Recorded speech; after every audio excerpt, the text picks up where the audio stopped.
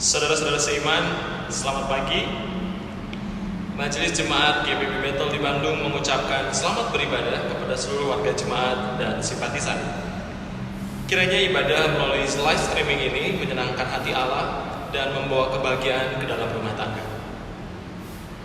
Memasuki Minggu Prapaskah kedua, kita dicerahkan oleh bacaan yang menarik untuk kita renungkan. Ratapan 1 ayat 1 sampai 17 menjadi salah satu bagian penting untuk kita refleksikan demi kehidupan kita.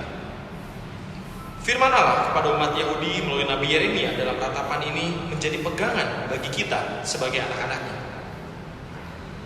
Allah tidak hanya memberikan kegembiraan kepada umat Yahudi, namun juga memberikan hukuman yang harus diperhatikan oleh umat Yahudi dan umat manusia sekarang ini sebagai jalan kasih. Marilah menyambut firman Allah yang ada di antara kita sambil menyanyikan Gita Bakti 61 bait 1 dan 2, Tuhan ajarkanlah kehendak-Mu.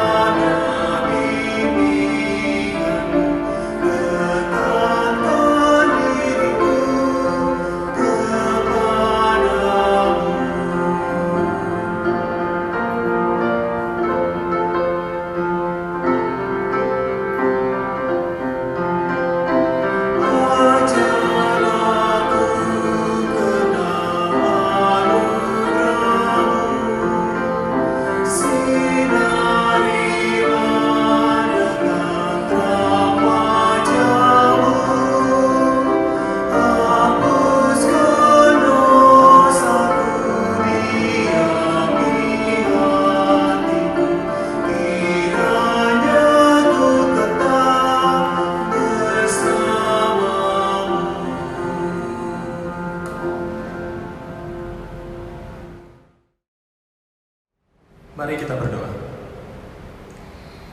Bapa kami yang berada di surga, pada kesempatan ini kami ingin mengucap syukur atas seluruh berkat dan penyertaan yang telah Engkau berikan, sehingga kami dapat beribadah setelah menjalani hari yang penuh sukacita walau penuh dengan tantangan. Pada kesempatan ini kami siap untuk membaca firman-Mu Tuhan. Biarlah firman Tuhan yang kami baca dan dengar dapat menjadi petunjuk bagi kehidupan kami nantinya. Bagi saudara kami yang berada di rumah tangga masing-masing, dimanapun berada, biarlah Tuhan memberkati mereka agar dapat ikut membaca dan merenungkan firman Tuhan bersama kami. Biarlah firman Tuhan yang kami baca dapat menjadi kekuatan untuk menjalani aktivitas pada hari esok. Dalam nama Tuhan Yesus, kami mengucap syukur. Amin. Saudara-saudara yang dikasihi Allah, marilah menyambut firman Tuhan. Hosiana.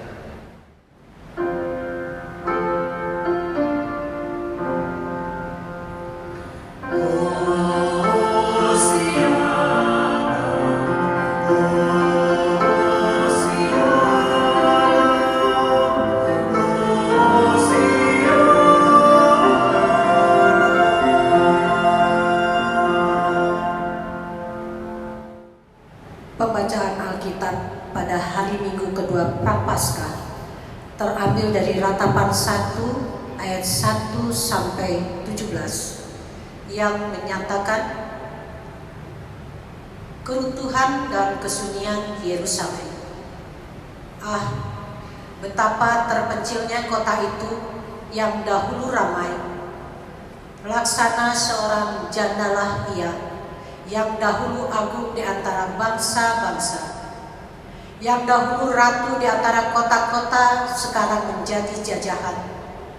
Pada malam hari terseduh-seduh ia menangis, air matanya bercucuran di pipi dari semua kekasihnya. Tak ada seorang pun yang menghibur dia, semua temannya mengkhianatinya, mereka menjadi seterunya. Yehuda telah ditinggalkan penduduknya karena sengsara dan karena perbudakan yang berat. Ia tinggal di tengah-tengah bangsa-bangsa, namun tidak mendapat ketentraman.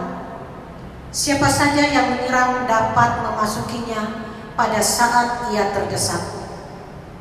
Jalan-jalan ke Sion diliputi duka cita karena pengunjung-pengunjung perayaan tiada. Sunyi senyaplah segala pintu gerbangnya, berkeluh kesahlah imam-imamnya, bersedih pedih darah-darahnya, dan dia sendiri pilu hatinya. Lawan-lawan menguasainya, seteru-seterunya berbahagia. Sungguh, Tuhan membuatnya merana karena banyak pelanggarannya. Kanak-kanaknya berjalan di depan lawan sebagai tawanan. Lenyaplah dari putri Sion segala kemuliaannya. Pemimpin-pemimpinnya bagaikan rusa yang tidak menemukan padang rumput. Mereka berjalan tanpa daya di depan yang mengejarnya. Terkenanglah Yerusalem pada hari-hari sengsara dan penderitaannya akan segala harta benda yang dimilikinya dahulu kala. Tatkala penduduknya jatuh ke tangan lawan dan tak ada penolong baginya, para lawan memandangnya dan tertawa karena keruntuhannya. Yerusalem sangat berdosa sehingga najis adanya. Semua yang dahulu menghormatinya sekarang menghinanya karena melihat telanjangnya, dan dia sendiri berkeluh kesah dan memalingkan mukanya. Kenajisannya melekat pada ujung kainnya. Ia tak berpikir akan akhirnya, sangatlah dalam ia jatuh. Tiada orang yang menghiburnya. Ya Tuhan, lihatlah sengsaraku, karena si seteru membesarkan dirinya. Si lawan mengulurkan tangannya kepada segala harta bendanya, bahkan harus dilihatnya bagaimana bangsa-bangsa masuk ke dalam tempat kudusnya. Padahal Engkau ya Tuhan telah melarang mereka untuk masuk jemaah-Mu. Berkeluh kesah seluruh penduduknya sedang mereka mencari roti. Harta benda mereka berikan ganti makanan untuk menyambung hidupnya. Lihatlah ya Tuhan, pandanglah betapa hina aku ini. Acuh tak acuhkah kamu sekalian yang berlalu? Pandanglah dan lihatlah, apakah ada kesedihan seperti kesedihan yang ditimpakan Tuhan kepadaku, untuk membuat aku merana tatkala murkanya menyala-nyala. Dari atas dikirimnya api masuk ke dalam tulang-tulangku. Dihamparkannya jaring di muka kakiku. Didesaknya aku mundur. Aku dibuatnya terkejut, kesakitan sepanjang hari. Segala pelanggaranku adalah kuk yang berat, suatu jalinan yang dibuat tangan Tuhan yang ditaruh di atas tengkukku, sehingga melumpuhkan kekuatanku. Tuhan telah menyerahkan aku ke tangan orang-orang yang tidak dapat kutentangi. Tuhan membuang semua pahlawanku yang ada di dalam lingkunganku. Ia menyelenggarakan pesta menentang aku untuk membinasakan teruna-terunaku. Tuhan telah menginjak-injak putri Yehuda darah itu, seperti orang memeras anggur. Karena inilah aku menangis, mataku mencucurkan air, karena jauh daripadaku penghibur yang dapat menyegarkan jiwaku. Bingunglah anak-anakku, karena terlampau kuat si seteru. Sion mengulurkan tangannya, tetapi tak ada orang yang menghiburnya. Terhadap Yakub dikerahkan Tuhan, tetangga-tetangganya sebagai lawan. Yerusalem telah menjadi najis di tengah-tengah mereka. Demikian pembacaan kita hari ini. Hendaklah sabda Kristus dengan segala kekayaannya menetap di dalam hatimu, dan ucaplah syukur kepada Allah.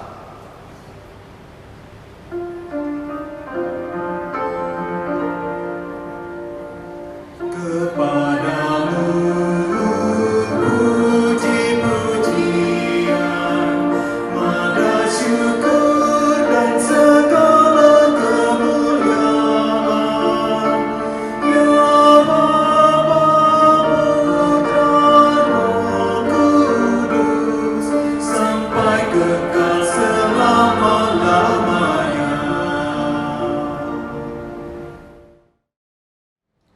Saudara-saudara yang dikasihi oleh Tuhan, Arthur Ashe adalah petenis kulit hitam dari Amerika yang memenangkan 3 gelar juara Grand Slam, US Open, Australia Open, dan Wimbledon. Pada tahun 1979, ia terkena serangan jantung yang mengharuskannya menjalani operasi bypass. Setelah 2 kali operasi, bukannya sembuh, ia malah harus mengidap penyakit pahit terinfeksi HIV. Dan itu semua karena melalui transfusi darah yang ia terima.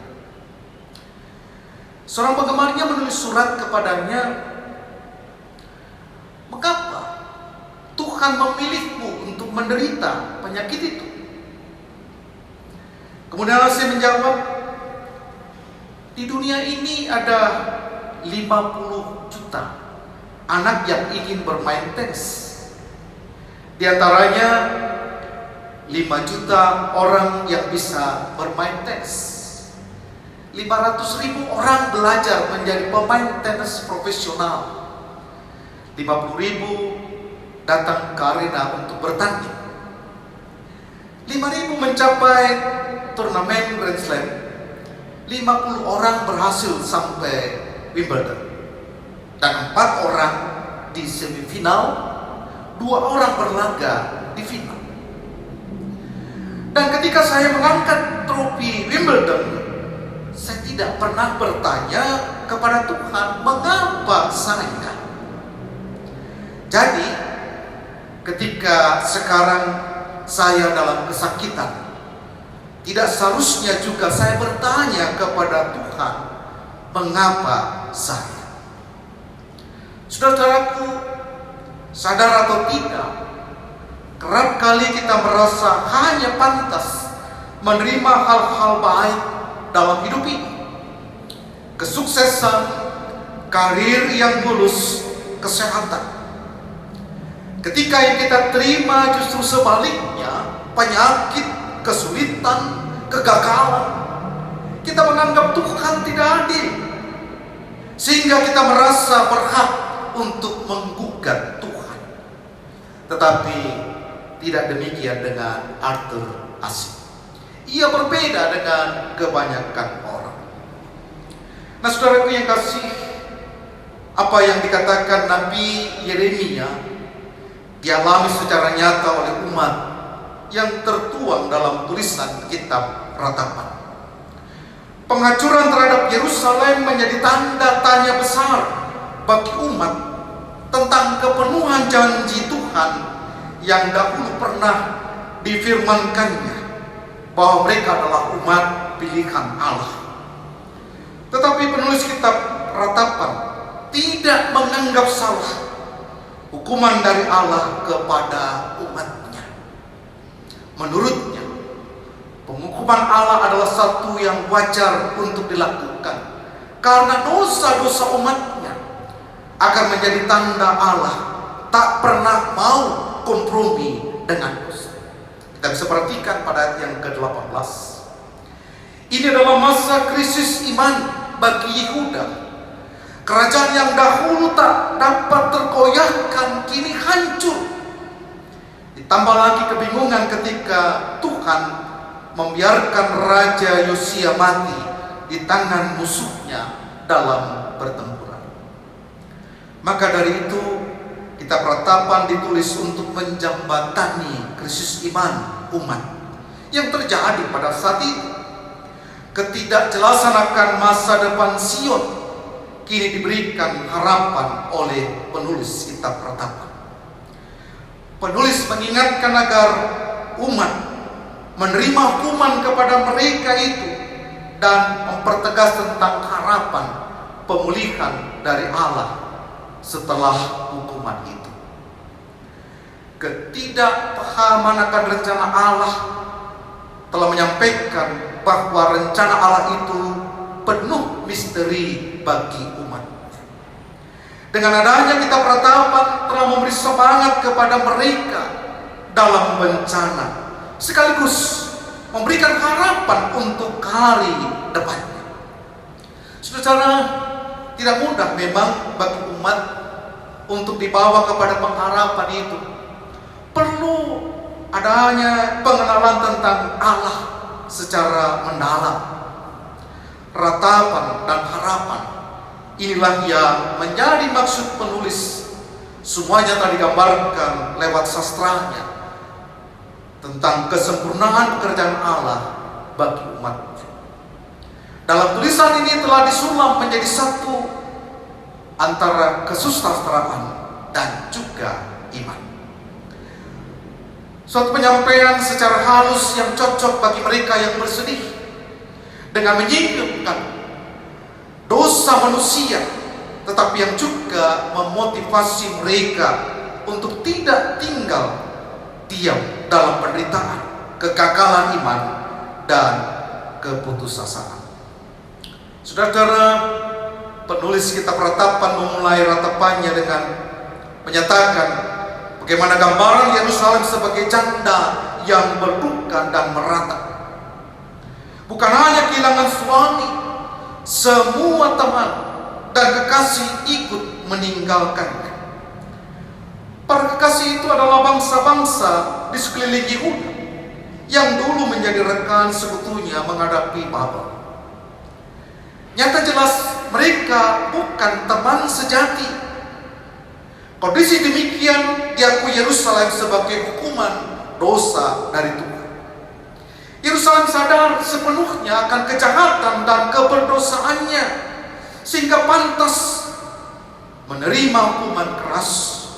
Hukuman itu ialah Tuhan memungkinkan para musuh yang dahulu dilarang mengusik umatnya untuk menjara kota Yerusalem dan bait sucinya. Bagian berikutnya, penulis mengidentifikasikan dirinya dengan mengatakan aku dengan Yerusalem. Ia sadar bahwa dosa-dosanya begitu dahsyat sehingga ia mengaku bahwa murka Allah memang pantas diterimanya. Justru oleh karena itu ia memberanikan diri memanjatkan doa, mohon belas kasih Allah. Ia sadar kalau sudah begini, hanya Tuhan yang tetap mengasihinya, tetap mengasihinya, betapapun murkanya atas kejahatan. Maka seraya mengaku dosa dan menerima segala konsekuensinya, ia tetap berharap belas kasih Allah. Kepada siapa lagi kita harus berpaling kalau deraan murka Allah melanda hidup kita saat kita bermain-main dengan dosa?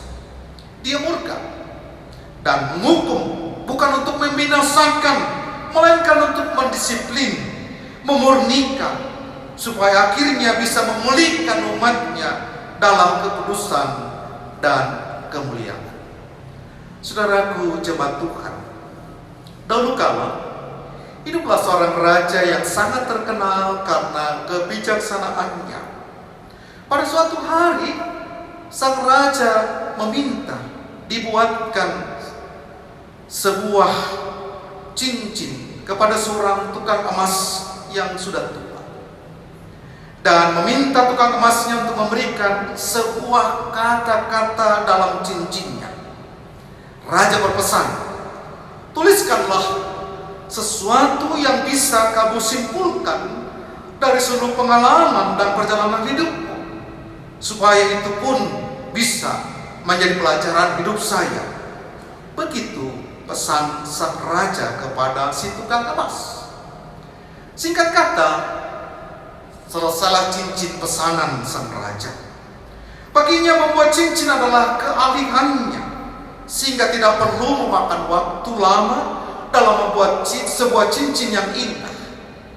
Nanti pada saatnya akan menghias sebuah tulisan pada cincin pesanan sang raja. Tulisan apa yang hendak dituliskan pada cincin tersebut? Saudara, berbulan-bulan dipikirkannya dan direnungkan Tulisan apa yang hendak ditulisnya? Tulisan yang berisi rangkuman pengalaman dan perjalanan hidup yang begitu panjang itu akan ditulis dalam sebuah cincin. Si tukang emas berdoa memohon petunjuk kepada Tuhan. Tanpa kenallah, dia berdoa supaya diberi petunjuk untuk menyelesaikan cincin pesanan sang raja. Setelah mendapat petunjuk, kemudian si tukang emas menuliskan beberapa kata dalam cincin pesanan sang raja, dan kemudian diserahkannya cincin tersebut kepada sang raja. Dengan sukacita sang raja menerima cincin pesanannya dari si tukang emas. Si tukang emas hanya menunduk dan tidak dapat berkata-kata. Dengan tersenyum sang raja membaca uratan tulisan yang di dalam cincin. This too will pass. Dan ini pun akan berlalu. Saudaraku, awalnya sang raja tidak terlalu paham dengan makna tulisan tersebut. Berbulan-bulan dipikirkannya apa makna yang terkandung dalam tulisan itu. Sampai satu saat kerajaan sang raja dilanda masalah yang sangat pelik. Sambil berpikir untuk mencari cara menyelesaikan masalah kerajaannya, secara tidak sengaja sang raja membaca tulisan di dalam cincin yang sedang dimain-mainkannya. This too will pass. Dan ini pun akan berlalu. Setelah membaca tulisan tersebut, sang raja menjadi sedikit lebih tenang dalam menghadapi masalah di kerajaannya. Sampai akhirnya masalah tersebut bisa diselesaikan oleh sang raja. Dan pada suatu hari sang raja mengadakan pesta untuk menjamu tamunya. Jamuan itu dilakukan dengan mewah, dengan tak lupa mendatangkan penari-penari yang sangat cantik. Di tengah-tengah acara, secara tidak sengaja, sang raja membaca tulisan di cincin. This too will pass. Dan ini pun akan berlalu. Setelah pesta tersebut, sang raja berubah menjadi raja yang rendah hati dan menjadi lebih bijaksana. Demikianlah, saudaraku, ketika Anda sedang mempunyai masalah yang besar dan rumit, atau sedang dalam kondisi terlalu senang dan gembira, ingatlah kalimat this too will pass. Dan ini pun akan berlalu. Kalimat ini jika direnungkan dengan bijaksana akan mengantar diri kita pada sebuah keseimbangan hidup. Tidak ada satupun di dunia ini yang kekal abadi. Ketika kita mempunyai masalah yang sangat pelik, janganlah terlalu bersedih dan jangan mendramatisir suatu masalah seakan-akan hanya kita yang mendapat masalah paling berat serta paling pelik. Demikian juga ketika kita sedang mendapat kesenangan dan kegembiraan, nikmatilah selagi kita bisa, asal jangan berlebihan. Saudaraku, ada sebuah akronim yang marak di kota Medan. Hanya 3 huruf, PTT. Ini sebuah singkatan pantang tak ngetop. Pantang tak ngetop ini cenderung diberikan kepada orang-orang yang tak mau kalah, orang-orang yang tak mau terus dirinya dianggap remeh, orang yang maunya terus tampil, orang yang harus menjadi perhatian dan lain-lain. Mari kita perhatikan adanya COVID-19. Manusia jenis PTT ini nampaknya menjamur di medsos dan juga di kalangan gereja juga. Semua merasa ahli COVID-19. Nah, intinya PTT adalah julukan yang diberikan agar si penerima julukan mau mengurangi ke-PTT-annya tadi. Dan itulah yang sedang terjadi.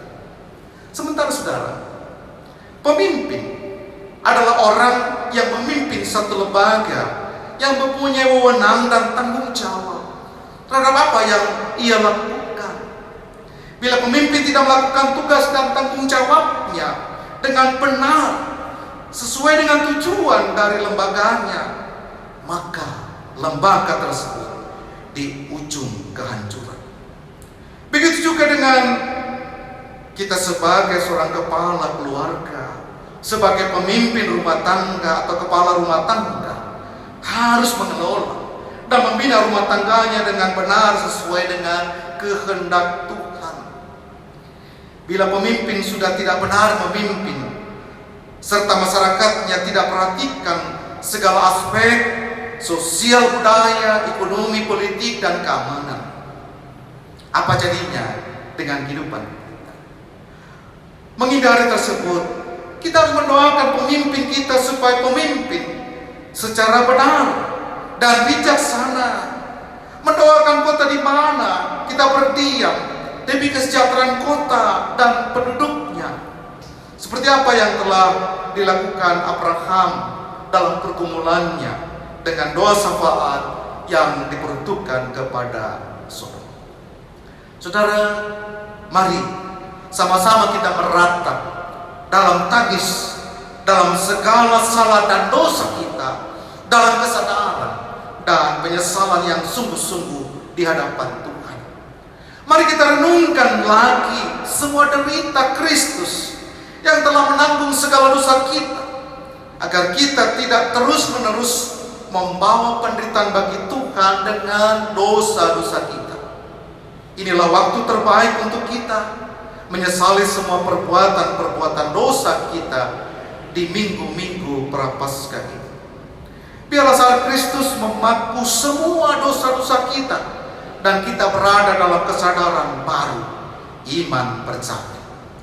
Akan tetapi Allah menunjukkan kasih-Nya kepada kita, dan karena Kristus telah mati untuk kita ketika kita masih berdosa. Roma 5 ayat yang 8. Diberkatilah setiap kita yang selalu datang dan dekat hanya kepada Allah. Amin. Mari kita berdoa. Bapa di dalam Tuhan Yesus Kepala Gereja, kami berdoa untuk kehidupan kami serta orang percaya, mengingat akan pemerintah pusat dan daerah yang berupaya menyadarkan masyarakat agar dapat mematuhi arahan dengan serius melalui berbagai media sehubungan dengan begitu banyak dan malah meningkat jumlah korban COVID-19. Kau memberkati upaya pemerintah juga yang menyiapkan tempat-tempat isolasi dan rumah sakit yang memadai, serta menampung pasien berikut obat dan fasilitas lainnya. Kami tetap berdoa ya Bapa untuk orang-orang yang ada di garda terdepan, tenaga para medis dan dokter, cleaning service, tukang masak, bahkan satpam, tentara dan lain sebagainya, yang bekerja di rumah sakit beserta dengan keluarganya. Ya Tuhan, kiranya Engkau juga mempedulikan yang sampai saat itu Tuhan sudah ada sekitar 50 orang tenaga medis yang terpapar, sehingga kebutuhan relawan semakin diharapkan. Selaku gereja ya Tuhan, kiranya kami juga mau peduli ketika tenaga medis yang terpaksa tersisih dari masyarakat, lingkungan tempat tinggalnya. Biarlah mereka dengan tempat yang tersedia menampung dengan baik, nyaman dan tenang, dan boleh membawa mereka kepada menuju kesembuhan. Saya berdoa kepada Majelis Sinode bersama dengan Satgas serta semua pihak yang juga berusaha memutus rantai penyebaran COVID-19 ini. Kiranya Engkau juga beserta dengan Majelis Jemaat IPB, khususnya kami GPB Bethel Bandung, sehingga kami diberikan hikmat dalam melaksanakan kebijakan-kebijakan pemerintah dan gereja dengan konsekuen. Kami bersyukur boleh berteduh di hadapan Tuhan. Juga ketika kami diberikan hikmat untuk melayani Engkau melalui warga jemaat yang beraneka ragam ini, yang memiliki kesadaran untuk membantu juga pemutusan penularan COVID-19 di semua lini, dan tidak hanya mementingkan diri sendiri saja. Kami berdoa ya Bapa di surga, biarlah ketika keluarga dan sahabat yang masih berduka, antara lain Tuhan hamba-hamba Tuhan, para pelayan firman dan sakramen, para diakan dan penatua, bahkan mereka yang karena wabah ini harus kehilangan orang-orang yang mereka kasihi. Kami berdoa bagi mereka yang sedang terpapar, terkhusus. Kami berdoa bagi mereka yang harus dirawat di rumah sakit. Bahkan kami harus juga berdoa bagi mereka sungguh pun telah mengalami kesembuhan, harus melakukan akan isolasi mandiri. Bila Tuhan Kau memberkati juga kami selaku jemaat GPB Bethel Bandung. Kau memberkati akan setiap kami, pun setiap kami yang merindukan bahwa kasih setia Tuhan, kasih dan kuasa-Mu Kau nyatakan, sehingga Tuhan nyatakanlah kemurahan-Mu, nyatakanlah bahwa lewat kuasa Tuhan COVID-19 ini juga akan berhenti. Biarlah kasih Tuhan menerang kami dan menguatkan kami. Ya Tuhan, dalam pengasihan-Mu kami mohon, dengarkanlah doa kami. Di dalam Yesus Kristus Tuhan dan Selamat kami yang telah mengajar kami berdoa. Bapa kami yang di surga, dikuduskanlah nama-Mu, datanglah kerajaan-Mu, jadilah kehendak-Mu di bumi seperti di surga. Lah kami pada hari ini makanan kami yang secukupnya, dan ampuni kami akan segala kesalahan kami, seperti kami juga telah mengampuni orang yang bersalah kepada kami. Dan janganlah kami dalam pencobaan, tapi lepaskanlah kami daripada yang jahat.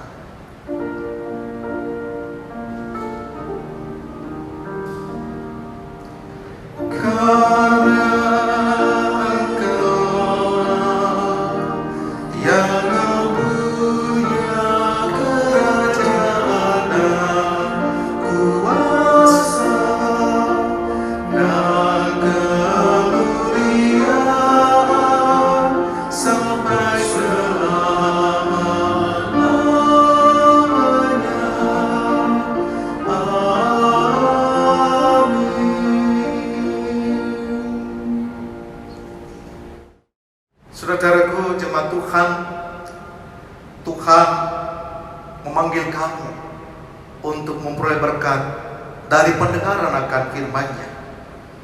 Dan Dia juga mengutus kamu untuk menjalankan kehidupanmu sehari-hari sesuai dengan kehendak-Nya. Oleh karena itu, pulanglah dengan damai sejahtera dan lakukanlah firman-Nya, maka Dia akan membuat segala usahamu berhasil. Mari bernyanyi memuliakan Allah kita.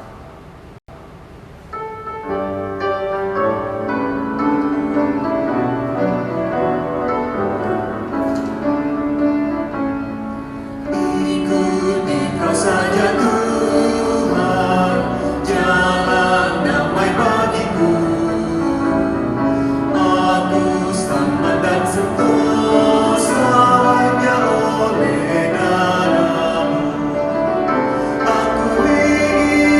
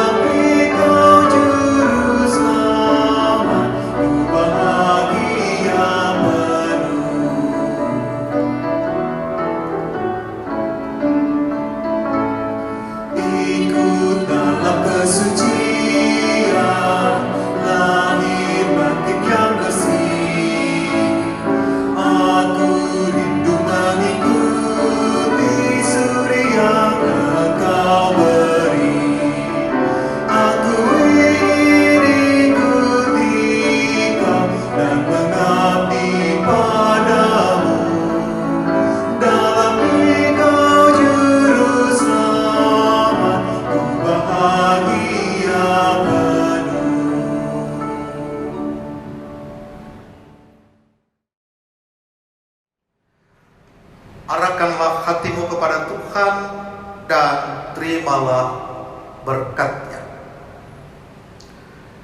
Tuhan memberkati engkau dan melindungi engkau. Tuhan menyinari engkau dengan wajah-Nya dan memberi engkau kasih karunia. Tuhan menghadapkan wajah-Nya kepadamu dan memberikan engkau damai sejahtera.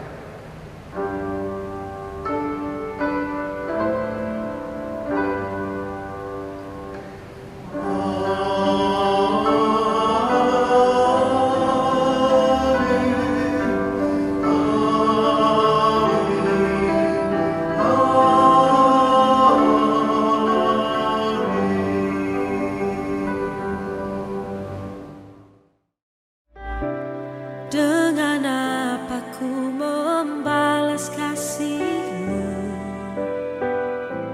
yang ku terima darimu?